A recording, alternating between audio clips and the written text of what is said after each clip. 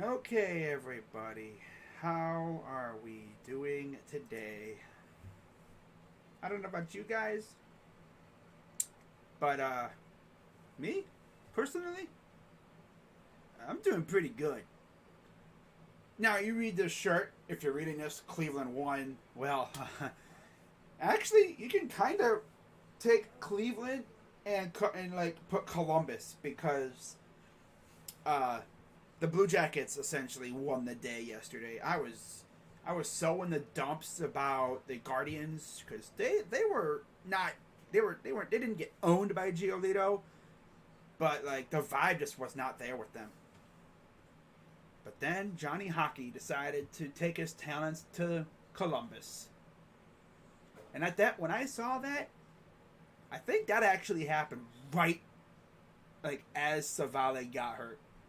I believe the diagnosis was wrist soreness. Some people thought he got traded. Some people thought it had something to do with the illness that's been going around, for the past 2 years. Nope. Because when they showed him in the dugout, nothing was wrong. He didn't have a limp or anything. It's just that he had wrist soreness. So I'll talk about that game a little bit. But going into this series with Chicago, I literally called a split. I said I'll be happy with a split. Usually I'd be so pissed if we split a series, but with how we've been playing, I'd take a split all day long. And it seems as though the Guardians heard that and they made it their mission to at least split, or I guess after watching that series, that was their mission. Split the series because the difference between the first two games and the last two, very different offensive outputs. You can just tell the pitching quality was not very good on the White Sox side either. Now, you look at the first game against Chicago. Again, for some reason, like this year, we've had a ton of success against Chicago and even Minnesota, and even Kansas City for that matter too. But when it comes to our next opponent, Detroit, it seems as though like we have not been. Oh, I know why we haven't been able to beat them. AJ freaking Hinch. That's why we have never been able to beat his teams ever. I mean, God, even look at the playoff series a couple years ago. He's like a freaking thorn in our side. I don't know what it is with him, but like he goes to Detroit, and all of a sudden we can't freaking beat his team.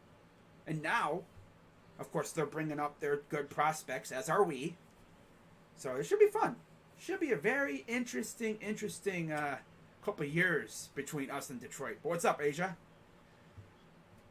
I'm sure the vibe around New York is, depending on, what team you root for.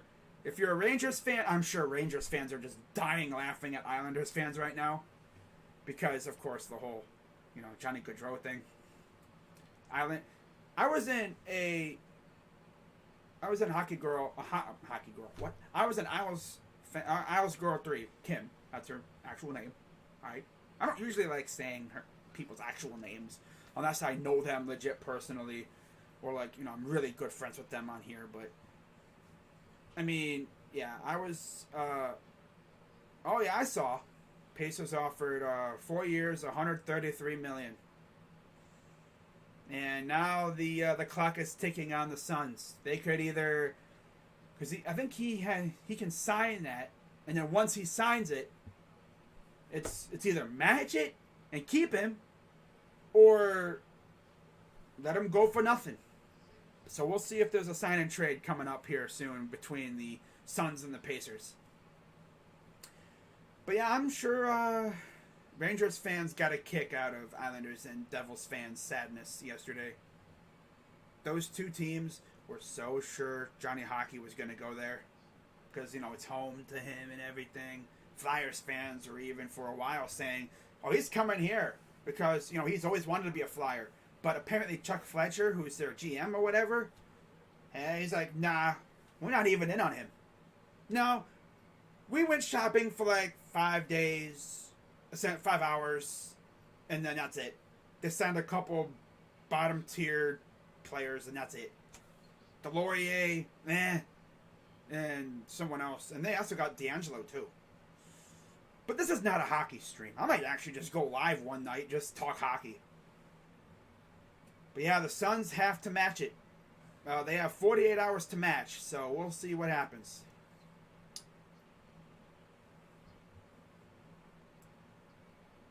Yeah, Columbus signed Johnny Hockey. He chose to come here. And the funniest part was, I was at Isles Girl's stream last night, just chilling, having a good time, you know. And she was so sure. I feel so bad. She was so sure that Johnny Gaudreau was going to go to the Islanders or Devils. She was like, he ain't going to go to Columbus. And then I didn't even know it either. I didn't think we were in on him at all. I thought it was like going to be Philly, Jersey, or the Islanders. And then I saw, who was it? Freaking David Pagnotta. I think he was one of the first ones to say it. Like, Yarmo, are you going to do this? And then, how I knew that we were really in on him,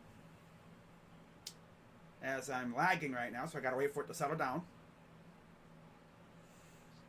I guess it doesn't want me to talk about hockey. I guess this thing doesn't want me to talk hockey. Okay, relax, OBS. I'm not going to talk about it much anymore, okay? Damn. I guess this is... Oh.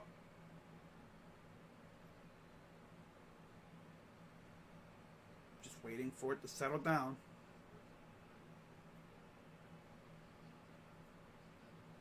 If it'll ever settle down.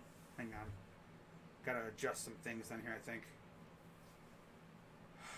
Gotta love it, man. Decided to try to use OBS, and this is what it does. This is what it does to me. This is what it freaking does. Oh, lag, lag, lag. Gotta love it. It's been doing this to a lot of people on here lately. Roach has had some issues. Other people have had issues with it. Sports Fury's even had issues. But it's been doing this to me for a while. But, yeah, just real quick about, Johnny Gaudreau. Like, nobody thought he was going to come here. And when I saw that tweet from Elliot Friedman yesterday saying he has chosen Columbus, I was laying in bed just looking at my phone, and I popped up. I jumped up and I was like, oh my God! That's my reaction to whenever my teams do anything, especially the Blue Jackets, because they're not usually ones to do stuff. You know? But let's get back on topic with this series against the White Sox and then the Tigers. You know, first game against the Sox, we had Cal Quantrill on the mound, and I'll be honest, I was not expecting much with Cal. He's been having some very bad games lately. And he was actually doing all right for the most part. You know, you look at his box score and how he did. If this thing would let me. There we go. You look at how he did. And, I mean, 6 innings. That's typical Quantrill. 8 hits. Typical Quantrill. Because I think I saw on Twitter, like, I remember him saying himself, he's not a strikeout pitcher. He's all about contact. You know, he's a ground ball, fly ball pitcher, and that is dangerous. But 4 runs, all earned, 1 walk. That's pretty good, I guess. 3 Ks and a home run. His ERA is under 4 now, which is good, I guess. I mean, good to see it under 4. That's still kind of high for him. You know, I'd like it like in the 2.5, 2.9 range, but, you know, just under 3. But, you know, considering the way he pitches, yeah, it makes sense. You know, it makes a lot of sense, the fact that he is about a 3 ERA, 4 ERA. You know, he's going to give up hits. He's going to give up runs because this is the way he is. But on the other hand, we got Lance Lynn. 4 innings, really got to him early, which was a huge key. You know, this is what this offense does. They will get to pitchers very early, and you drive their pitch counts up, and hopefully you score a lot of runs. You get them out of the game early, and you start killing that bullpen. So 8 runs, all earned, 2 walks. Surprisingly, I thought he would have given up more walks, but no. He was just getting beat around all over the place. And then 3 strikeouts. Dude has a damn near 7 ERA. And if you're wondering how we scored those runs, honestly, looking back, I kind of wish I'd streamed this game. But bottom of the first, we struck early and often as the Marlins just tied the game. And let's see how are they going to try to... Yep, they're going to come in with the game-winning run, and there it is.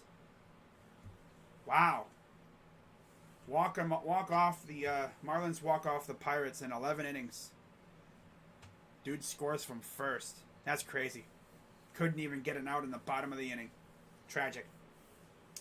But yeah, Guardians struck first, and they didn't just a little slap in the face to Lynn.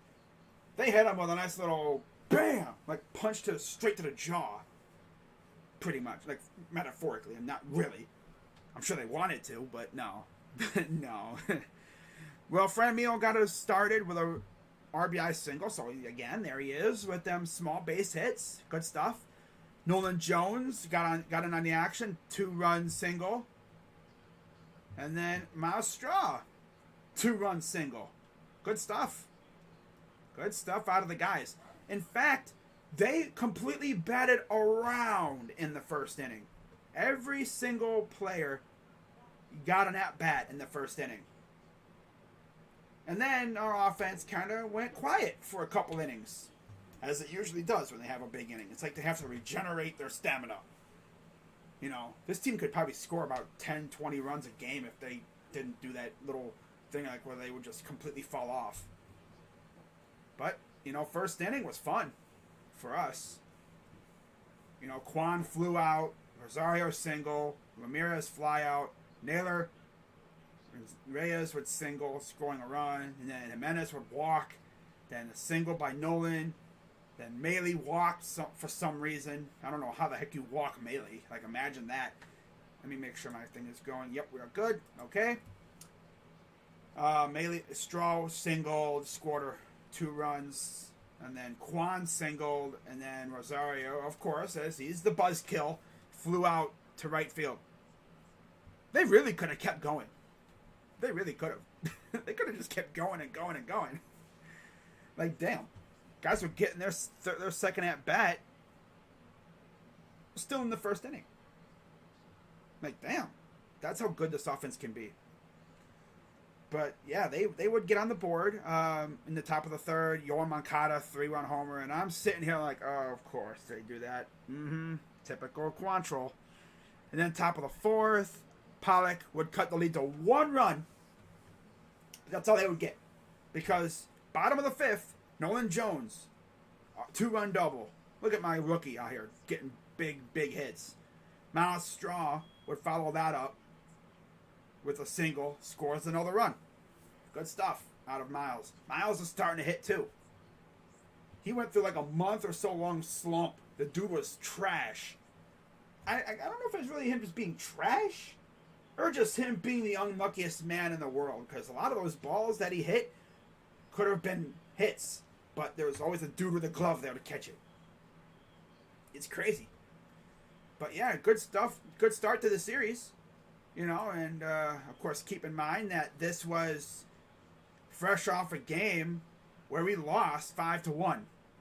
So they got that vibe back. They go and beat Chicago at home, getting ready for the doubleheader. You know, and you got the Biebs on the mound for the first game. And yeah, Quantrill got the win. He's back to 500. 3.99 ERA, 5-5 record. Lynn's 1-2 with a 6.97 ERA. That's not good at all.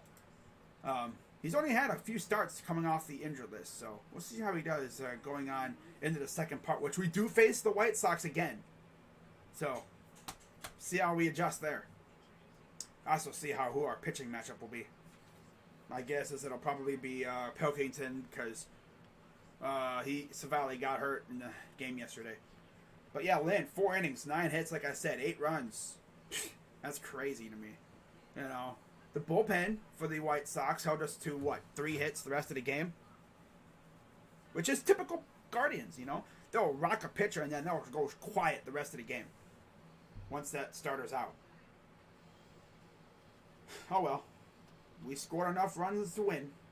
Quantrill got the dub. I was worried he wasn't going to get the win again. I was like, this guy's really going to get 5 runs of support and then still lose.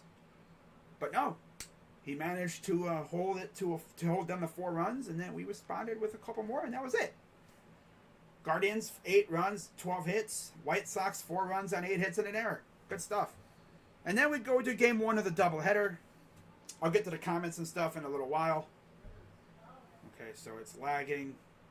Okay, I think we're good. I think it lags because of the bandwidth. So let's look at the comments real quick. Okay, so what else? We got a hockey team. Yep. Sexton is staying. I hope so. Feel about Mayfield being a Panther. I mean, it's whatever. I'm not going to talk much about that. How do you feel about Baker being a Panther? What's up, awesomeness? Always good to see you. But game 1 of the doubleheader was the Beebs against Davis Martin. And when it comes to talking about pitching, for the Guardians, it was Bieber. 9 innings, complete game. 3 hits, 1 run. And that run was scored because of just bad luck on the defensive side from Jose. I swear he gave up 2 straight hits that were like that close to being just phenomenal stops by Jose. It could have easily been a complete game 1-hit shutout. It really could have been. It was like that close to being a complete game 1-hit shutout by Bieber. But only 1 run given up, 7 Ks for the Biebs. He was on point. He was phenomenal. He was fantastic. And then Martin, on the other hand, 6 innings, 8 hits, 4 runs, 4 runs, 4 earned, 2 walks, 3 Ks.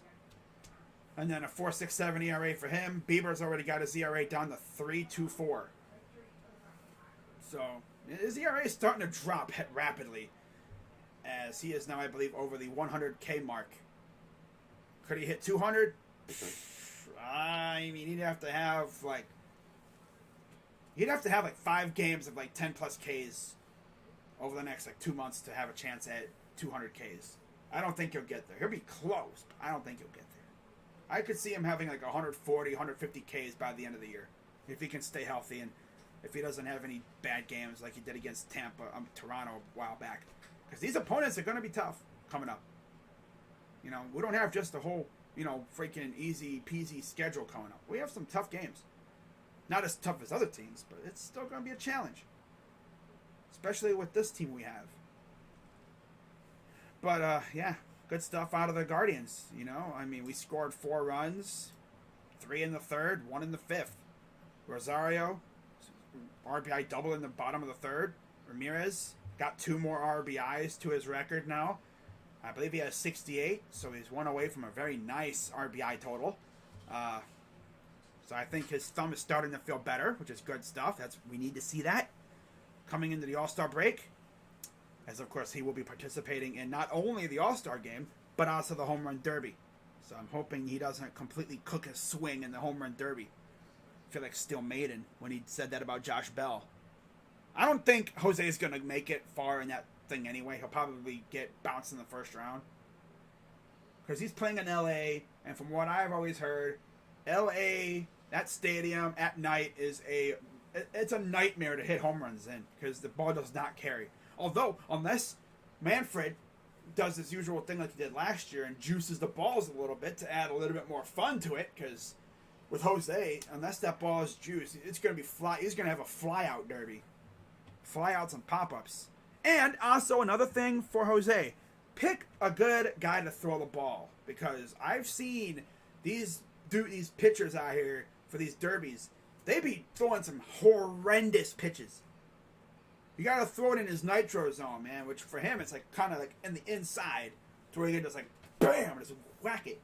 It's like these guys be throwing horrendous pitches. Like some of these guys be acting like they're actually trying to strike him out. Like, bro, you're not supposed to strike him out. You're supposed to throw meatballs.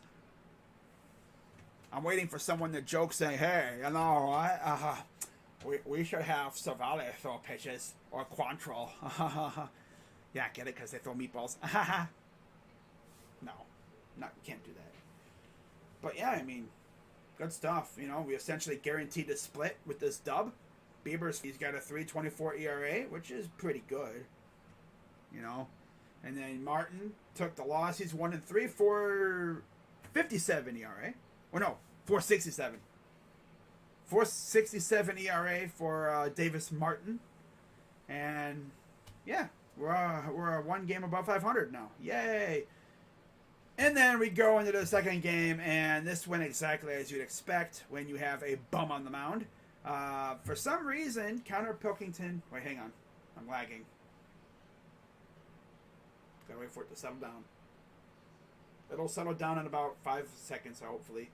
Once everything's fully loaded, it'll settle down, I think.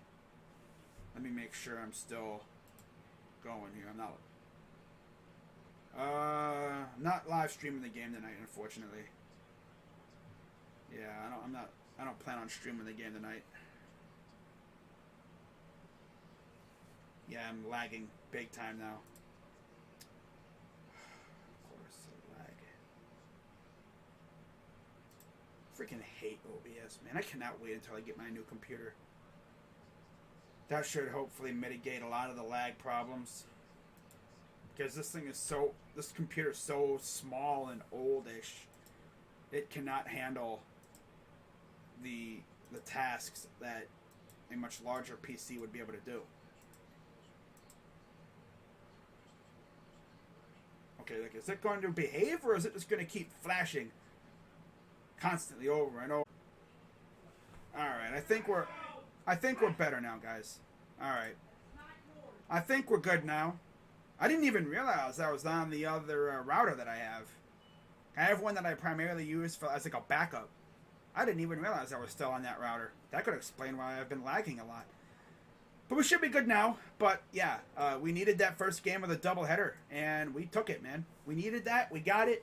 And now we guaranteed the split and setting ourselves up for a game with Pilkington on the mound. I told myself when I saw that pitching matchup, I was like, oh my God, bro. We better take this first game, and we did. So it's like, okay, we got the split. Now I don't have to worry about beating Dylan Cease.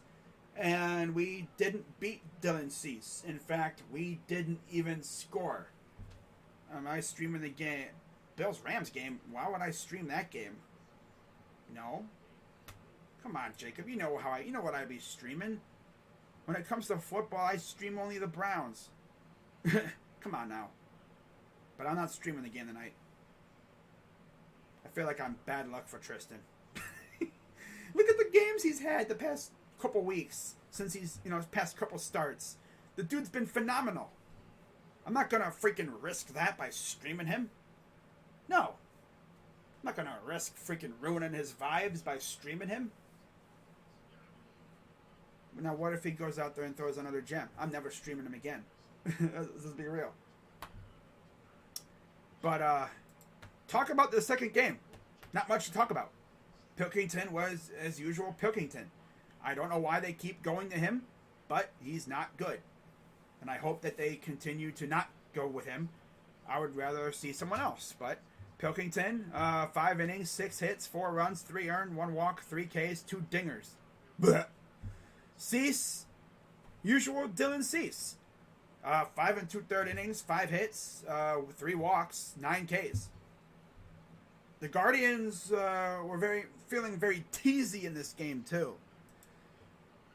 I swear, man, they had so many chances to score, and it's not like we couldn't get hits or anything. We had 8 hits on this guy, on Cease and them. We had 8 hits in this game. Could not score a damn thing. In fact, in the first inning, we had a single. Okay, cool. Nice. Second inning. Nothing. Third inning. How did we do in the third? 2 singles. That's it. So we're starting to get a little bit more momentum going. Ooh, look at this. Then the 4th inning comes up. A single. Okay. 5th inning. A walk. 6th inning. Ooh, a double. Ooh, a leadoff double. And then a wild pitch. Ramirez goes to third. 3, okay, and then we have 2 straight outs because bums. Miller walked. Call walked. So bases are loaded all of a sudden. And then we have, oh, here comes Luke Maile. And he strikes out swinging. People got so pissed because you have Nolan Jones sitting in their bench.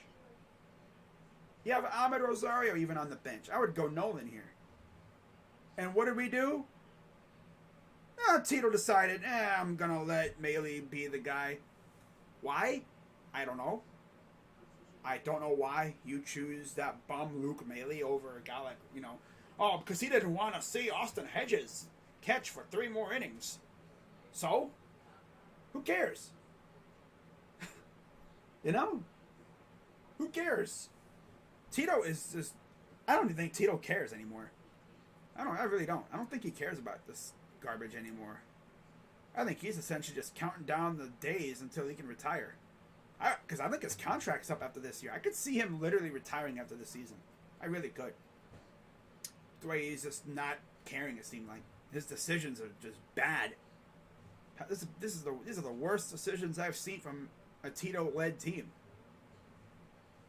Usually, we're talking about a dude who's usually been so in love with bunting and pinch hitting. What happened to Tito?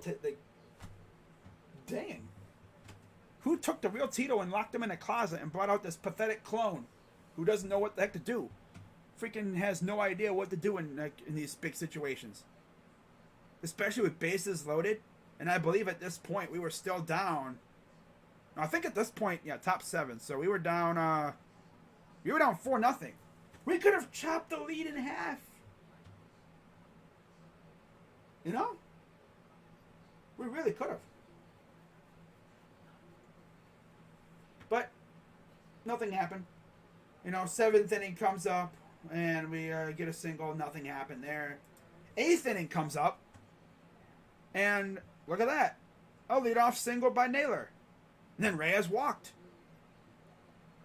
And then Rosario with a 2-out single. And who comes up? Ernie Clement. Of all people to come up with that chance, we had 2 of the worst players on this team come up with bases loaded. I freaking hate it here. Couldn't be, a clutch hitter like Jose or Juan or Straw. No, it had to be Ernie Clement.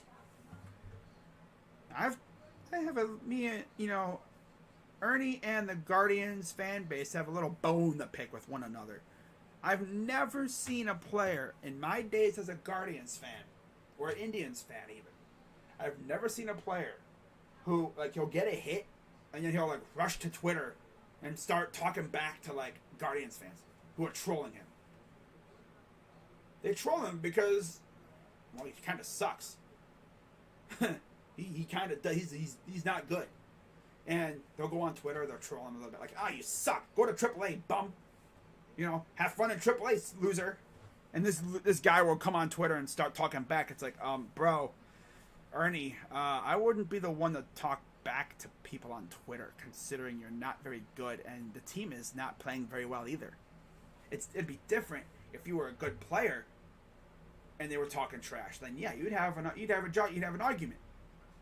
But you're not very good, and the team is not very good right now. So if I was Ernie, I would simply just turn off my phone or delete Twitter and focus on baseball. That's what I would do. That's just me. A YouTuber from Cleveland, Ohio, whatever. Some unknown freaking scrubby YouTuber and then the best part is,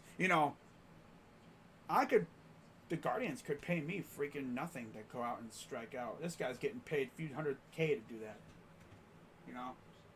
I could do the same thing that he's probably doing. Look like an absolute idiot on the mound. That's just the way he wants. That's just the way. But it's honestly ridiculous at this point. There was one day I did this stream and it was perfectly fine the entire time. I really have no idea what the heck's going on with this piece of garbage.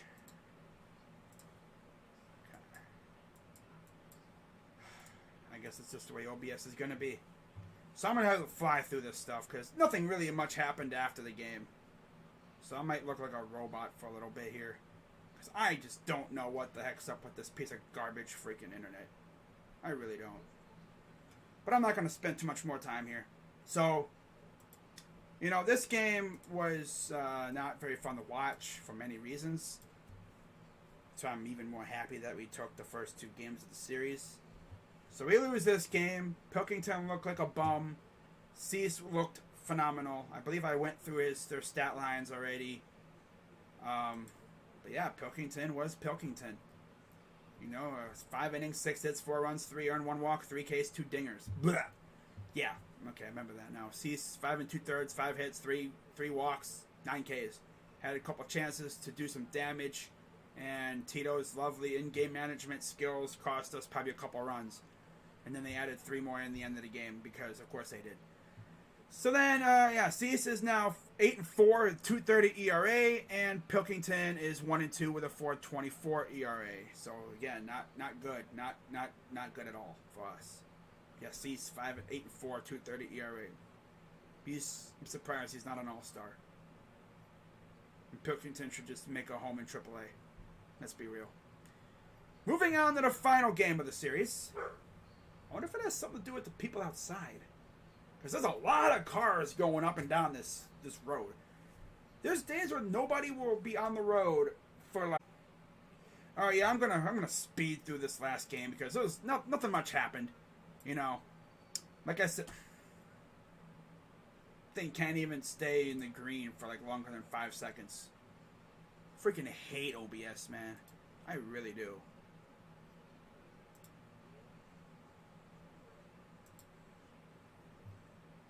The specs I put in the freaking OBS are supposed to keep it from lagging, but nope, still gonna lag. So again, I'll just fly through this stuff. Doesn't really matter. So the game yesterday was very complicated for the guards, simply because of the fact that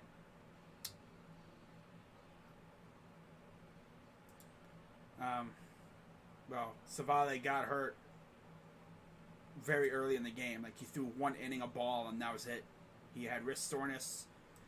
So yeah, he went on the IL today. Hopefully he's all right. Which means kind of Pilkington will probably get a start coming out of the break. So that'll be enjoyable.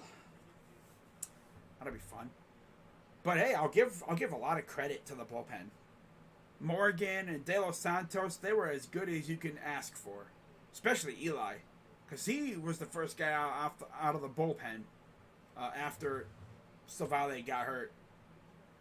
And he did his thing. I mean, he was good. You know? He didn't allow a run, which is impressive. Considering he's been very unlucky with his location.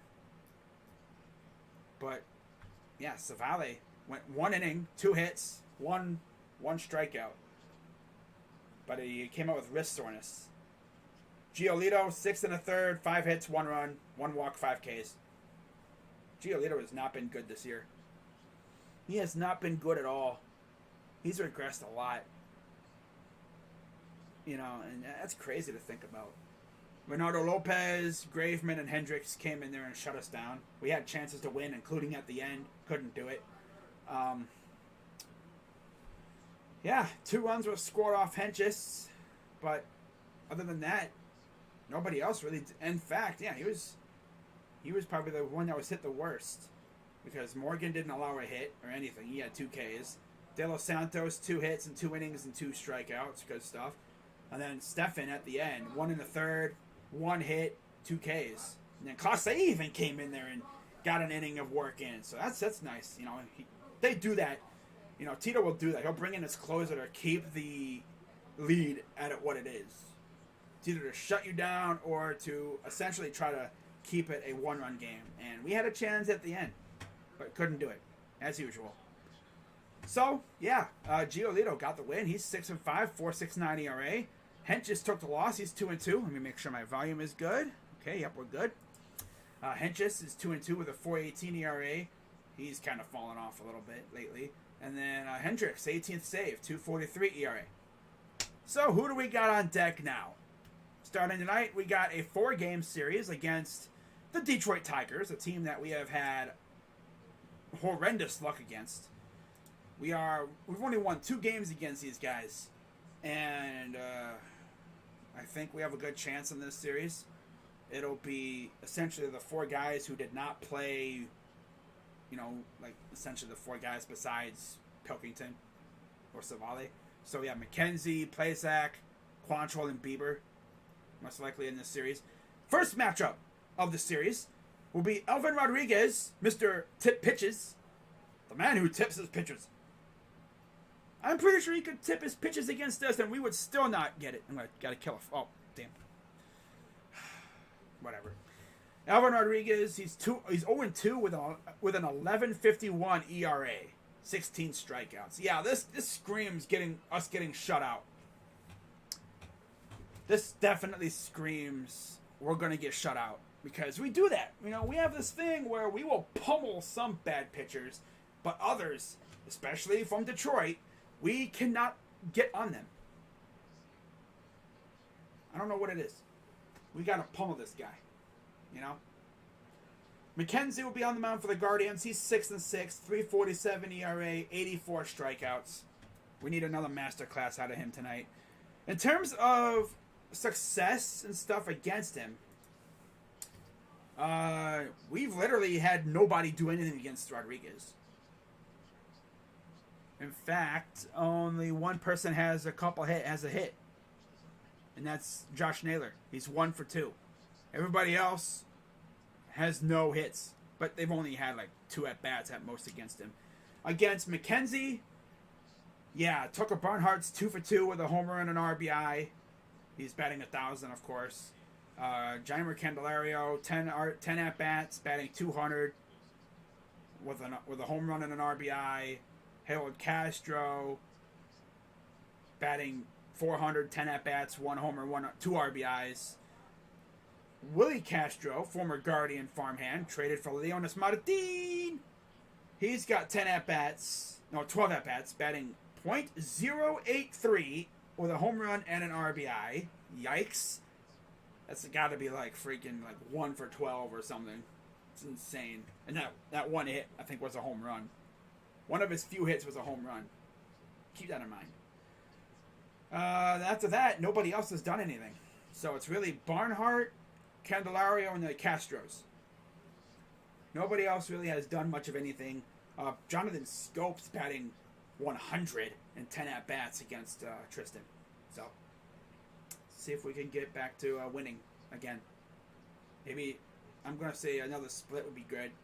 3 or 4 would be fantastic, considering we're going to have probably 3 of our best pitchers pitching in this series. McKenzie, Plesac, and Bieber.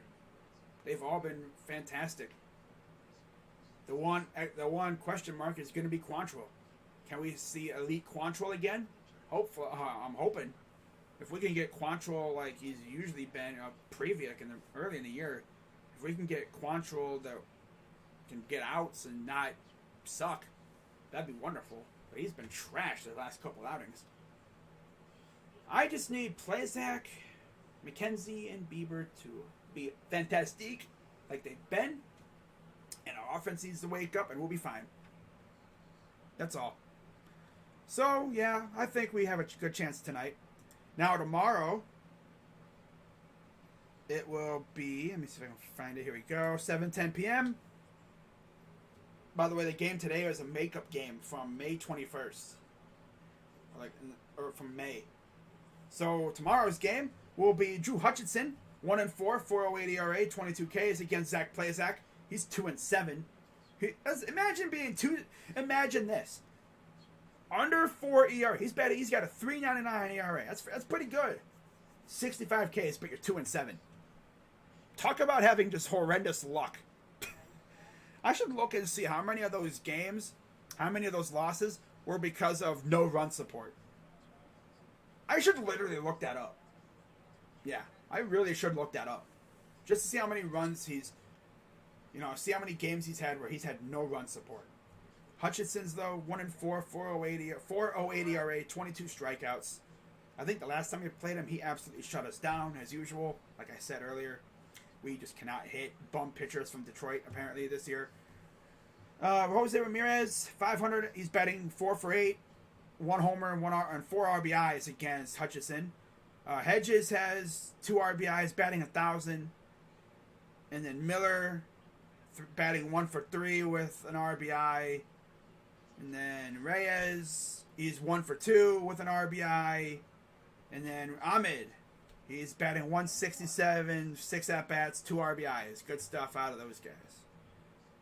Now against Plazak, wow. Haas has a home run off him, batting 200 with 5 at-bats. He's the only one that has a home run against him, which is impressive. Miguel Cabrera, 3 RBIs, 17 at-bats, batting 176.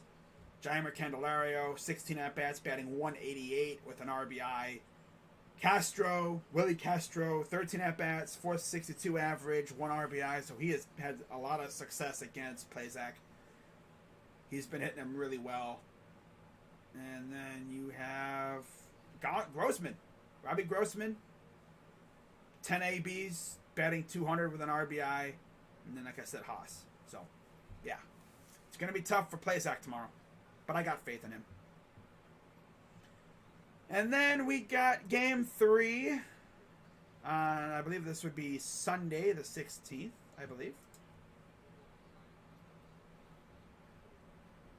And then for Game 3 of the series, it will be Michael Pineda against Cal Quantrill again. Okay. Pineda, 2-4, 3.58 ERA, 19 Ks. Cal Quantrill, 5-5.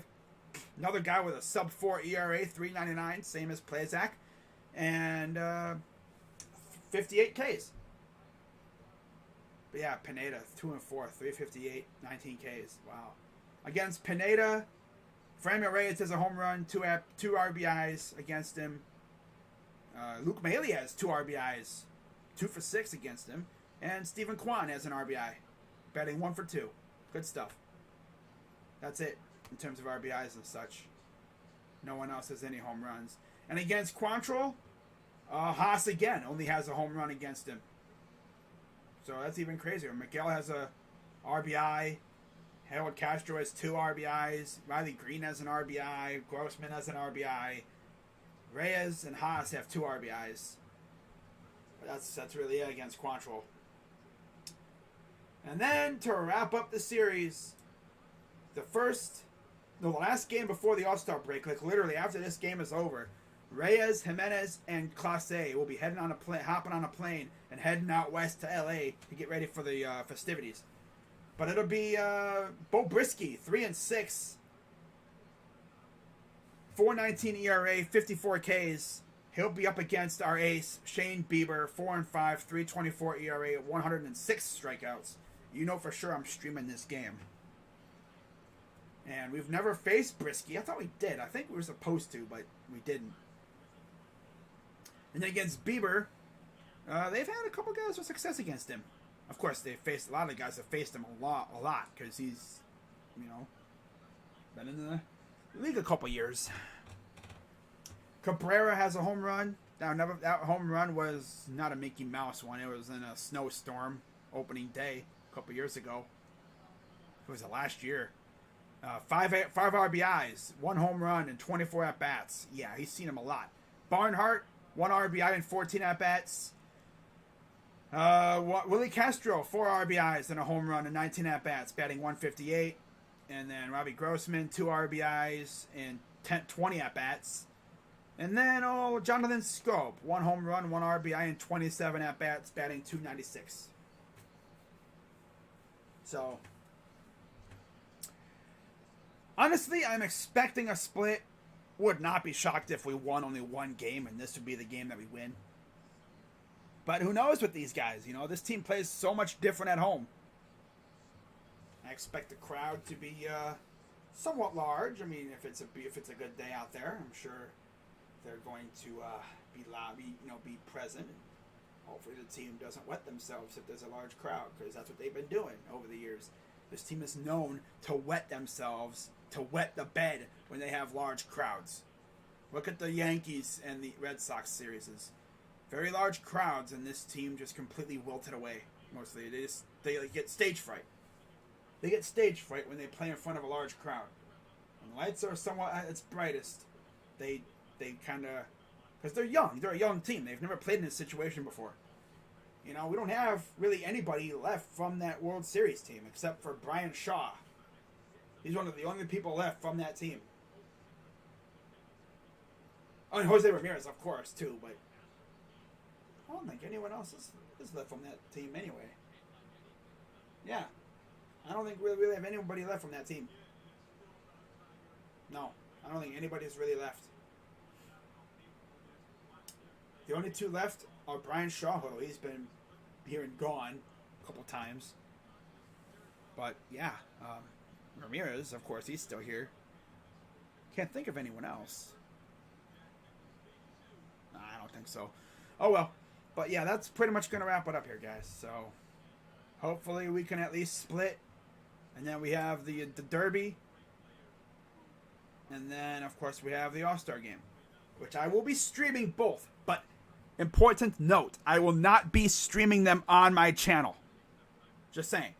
I'll be on, I believe it's the Sports Furious channel. Not exactly sure right now whose channel it'll be on.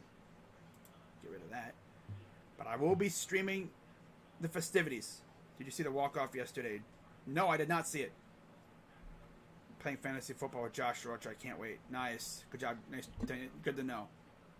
Youngest team in baseball again. We will always develop a star here and there. Who are you going to pick the White Sox Twins series to win? Well, I'm going to say Twins. Yeah. I'm going to say Twins.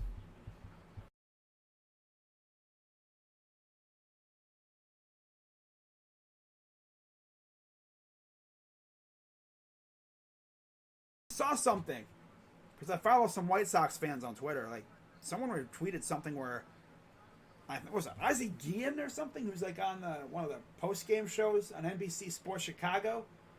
I think there was like something that said like their players be telling other players on other teams like how the locker room is like divided and like there's like cliques and stuff and there's like a lack of leadership. It's insane. But yeah, when it comes to Twins White Sox, I think when it comes down to it, I think Twins are probably going to win that series. But we'll see what happens. But we got to take care of our business too. You know, it's the way it's going to be. So I will be streaming. Let's see. I'm not streaming tonight. I'll probably stream tomorrow. And then I'm not going to stream Quantrill because he's a bum. And I'll stream Bieber. So no stream, stream. No stream, stream. So that's how I'll do it. And then, of course, like I said, I don't know if you guys heard it because I was lagging a little bit. I will be live on, I believe, the Sports Furious channel. I believe. I'll probably put a post on the... I'll probably do like a post community notes letting you guys know where I'll be. But I believe it'll be on the Sports Furious channel. If not there, it'll be on Roja's channel. It'll be one of those two. I'll be live with them for the Home Run Derby and the All-Star Game. I'm freaking excited for it. You know, this is probably the first time I'll be really doing a major collab with somebody or other people. It's going to be like me and like 8 other people. 8 other channels. Although, of course, Sports Fury has 2 people, so that's 2 right there.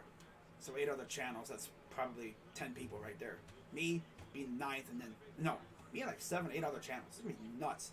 Rocha, Valhalla, Isaiah, LA Faithful, Surf from the 6, Rocha, of course, Sports Fury, of course. Yeah, there's going to be a lot of people over there. So, yeah. Hope you guys, watch that, because that's going to be fun. I guess you could call it the biggest party of the summer, pretty much. Yeah. Yeah. So hopefully we have a good derby and a good All-Star game. But this is the last series before the All-Star break, man. Remember a couple years ago when the Indians traded for Brad Hand right after the All-Star game? Like a day or 2 later after the break. They were still in the break. I think it was the day after the game or a day or 2 after the game. They traded for Brad Hand during the All-Star break. Poor guy didn't even get a chance to go back to San Diego and play a game for the Padres. It's like we saw him pitch in the freaking All-Star game and we're like, we like this guy. Bring him to Cleveland. And then Hunter Dozier, I think it was Dozier or Gordon, took his soul, and he hasn't been the same since. Tough. But, yeah, we got Clase now. We just hope Clase doesn't suffer the same fate. This is, I think, the third time we've had... Yeah, but this is the third time we've had a closer in the All-Star game. In, like, 5 years. I don't think Cody Allen ever made the All-Star game. Not that I remember. If he did, he didn't do much. Andrew Miller was in Miami. Brad Hand was in Cleveland, ironically. And now Clase will be in LA. How about that, huh? Are you playing fantasy football with me, Josh Rocha? Bro, come on now, Jacob. We all know we probably whoop your ass. Like I'm doing right now in fantasy baseball. Alright, that's going to wrap it up for this one, guys. I'll see you all, tomorrow for Guardians and Tigers. Now, if the Blue Jackets do come out and make a signing, a decent signing or whatever, I'll make a video for it. Now, if they do a trade, I might go live for it. I might. Depends on who we trade for. Because I don't think we're going to make another big level trade unless we trade for like Jacob Chikrin. That's the only guy I could see us really trading for. I don't think we would do that though.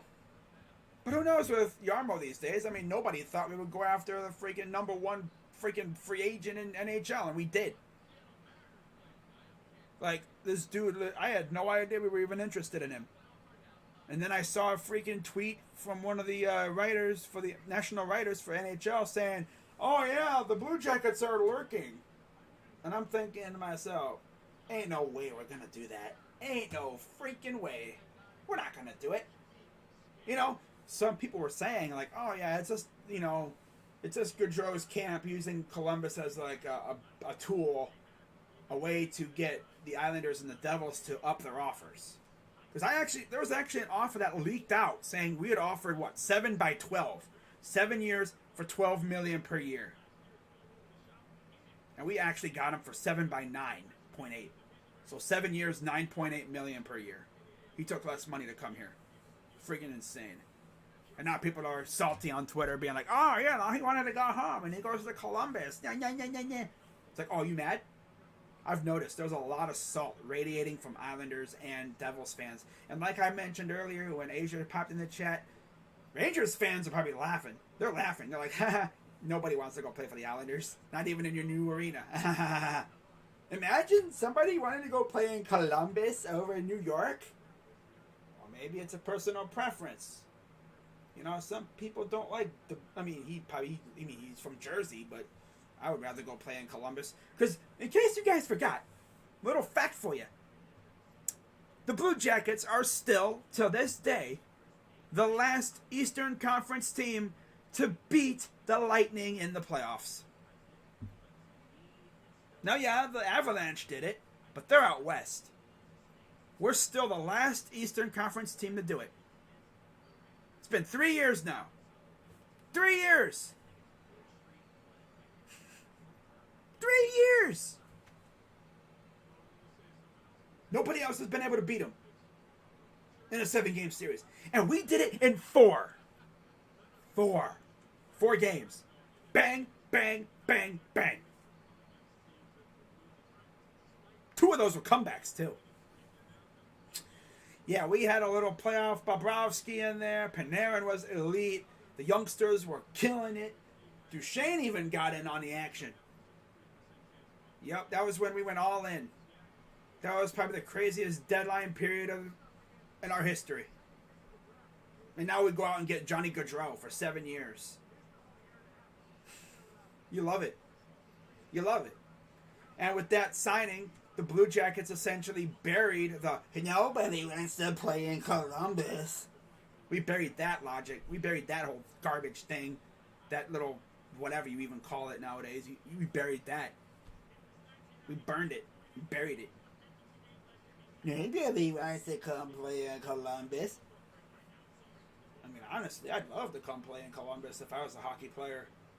You know, yeah, it's a small market, but I'll tell you one thing, just like Cleveland, their fans are radicals. I mean, look at the freaking Crew. Next door. 2 MLS titles. People were packing that old Mate-Free Stadium in the freaking middle of damn near winter. Frigid cold night. In the middle of a global illness thing, and we won a freaking title that year. That was fun. Oh, you watch soccer? Yeah. I don't stream it. I don't make videos for them. Doesn't mean I don't watch. You know? I mean, I focus mainly on Cleveland teams. Although, this year, I might have to stream some Blue Jackets games. I might have to. Just so I can do the Gaudreau scores! Line 8 to Gaudreau scores! Line 8 finds Sillinger. Sillinger over to Gaudreau. Gaudreau fire scores! Oh my god, bro. I'm gonna have to warm that up. Just thinking about that. Oh my god. Ooh. Blocked by Bobrovsky. No. What a save by Elvis. Oh my god. I might have to do that. But yeah, we'll see. But I will definitely have an update on the All-Star festivities probably by Monday afternoon. So I'm sure if you check Rocha or Sports Fairies channel, you check their channels, they're probably going to have the streams set up. So yeah, it'll be weird to see my freaking logo on their channel, like my logo on their thumbnail. Like that's going to be nuts. But hey, you know, gotta love it. So, I'll see you guys later. So, yeah, have a good day, guys. Unless, like, the Blue Jackets make a signing or something. Unless some other big news happens. Like Deshaun Watson. We're still waiting on his decision. What's going on with him? Is he suspended 4 games? 6 games? 8 games? 12? A year? Is he getting suspended at all? Bro, don't let him not get suspended. I'm telling you. If he gets 0 games, I'm making a video and I'm going after every single person that said, he's getting suspended a year. Because now it's like, oh, you just pissed him off now.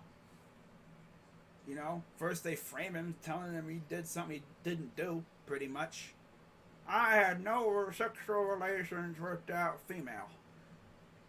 And people are saying he's suspended a year and everything. And if he somehow gets if he gets less than 6 games, oh, we lit. I'm fine with 4 games. You know, I'll take that. Because then week 5, he's gonna come out here and he's just gonna absolutely destroy the unlucky souls that have to face him. I can trust Jacoby Brissett to hold it down for 4 or 6 games. I don't know about a whole season though. You know. At least with 4 games, you know, the season's still pretty much it's not a complete wash. So, yeah, I'll see you guys later. Sorry about the technical difficulties with the lag and stuff, but yeah, can't wait for the game tonight. And then I'll see you guys tomorrow. Hopefully we can win this series heading into the break. So with that being said,